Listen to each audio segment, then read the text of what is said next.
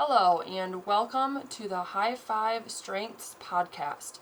On this podcast, we dive into your strengths and identify what can make you a great leader. My name is Laura Bowman, and today is May 2nd of 2021. Today, I thought we would switch things up, and instead of identifying your strengths, I thought we could go ahead and identify what mine are. So let's take a deep dive into my High5 strengths. All right, so these are the results of my High5 strengths. They include strategist, philomath, optimist, coach, and chameleon. Let's start with strategist. So being a strategist means that we are able to see the big picture. I am able to arrive at a desired outcome by getting straight to the point instead of going down a path that may lead potentially nowhere. Being a strategist also provides clear direction in a difficult situation. My next strength is a philomath. This means that I am excited about learning new things and wanting to have multiple learning styles to see which works best for any given situation. Philomath also means that you are a fast learner, and then once you learn something, you're anxious to move on to something else to learn. You just want to keep learning over and over again. The third one is optimist. Optimist is being positive and seeing the glass as half full rather than seeing the glass as half empty. You find positive energy in every situation and you give people the credit that they deserve. The fourth is a coach. Believing that every member of a team has potential for further growth and development is what makes a great coach. You challenge your team members in situations in order to further their development and expertise in a specific area. And my final High5 strength is chameleon. I am able to adapt to different situations and environments. I'm easy to, I go with the flow and I realize that changes are potentially inevitable. And those are my 5 strengths. Now we will dive into the topics that were covered in the course and I will relate them back to my High5 strengths. Those topics include professional communication, workplace ethics, informatics technology, leadership principles, cost or patient safety issues, conflict management and resolution, and organizational toxicity. Let's start with professional communication. The 2 most important characteristics of effective and professional writing are providing practical information and giving just the facts, not your impression. Being able to do this relates back to being a strategist. You are able to see the big picture and I get directly to the point. I don't dance around a solution. I like to get directly to a point of resolution without taking paths that do not lead anywhere. Next is workplace ethics. Coaching is a good strength to have when it comes to managing workplace ethics. For example, moral distress occurs when a nurse knows what direction to take but may feel they are not in a position of power to do so. This is where coaching comes in. Developing one's potential can help them to overcome this obstacle and take the necessary action to make a situation right. Information technology. Informatics technology is constantly changing, which is why the strength of being a chameleon is so important. Being able to adapt to an ever-changing healthcare informatics world is essential in becoming a leader for change. This also goes along with being a philomath in that you need to have a passion for learning new things since technology is constantly changing. Leadership principles. All 5 strengths play into leadership principles. Being able to be a strategist, philomath, optimist, coach, and chameleon all make up characteristics of a good leader. Of course, there are other characteristics that make up good leadership principles, but these are just what make up my particular leadership profile. Cost and patient safety issues. Being able to be a strategist can be helpful in organizational cost and patient safety issues. Again, being able to provide a clear and concise direction will help to maximize both cost-saving efforts and patient safety.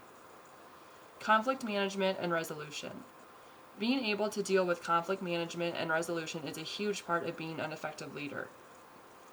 Being able to manage and resolve conflict relates to being both a strategist and a coach. A strategist is able to get to a desired outcome, while a coach is able to give positive feedback to each individual involved in the conflict and help them to realize their potential. Organizational toxicity.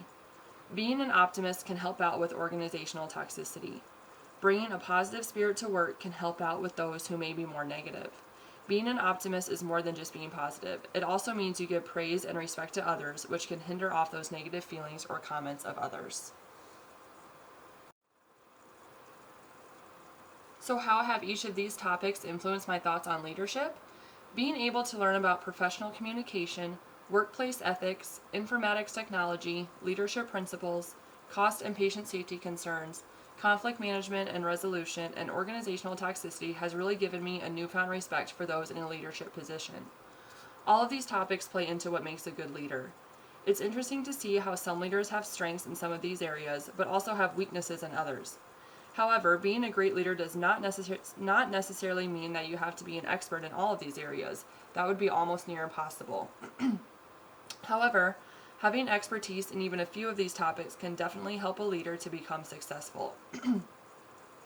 In areas where they are not so much an expert, they still have the ability to learn and grow. Just being open to these areas and soaking in as much information as you can help to form some kind of knowledge in these areas.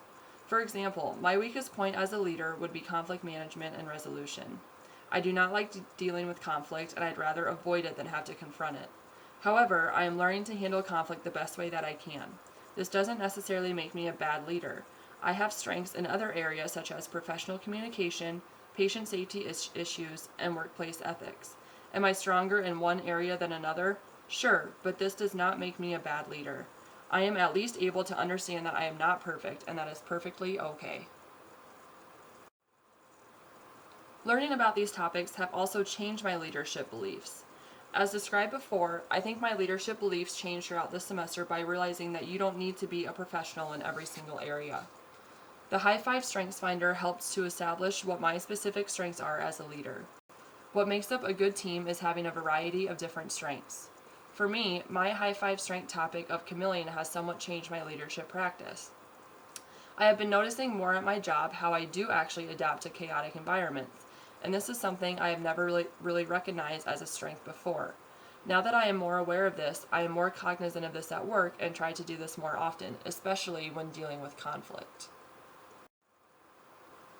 In conclusion, leadership, in my definition, is not only being able to take action and direct a team effectively, but also knowing when to take a step back and let others take charge.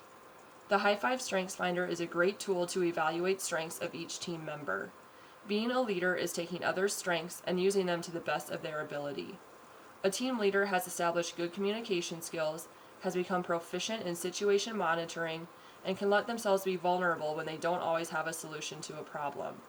In my opinion, a good leader is not afraid to ask questions or ask others for help.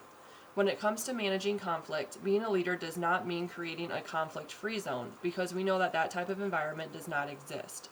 Being a leader means you take those challenges and conflicts head-on, and handle them in a way where parties involved can find a way to work efficiently alongside each other.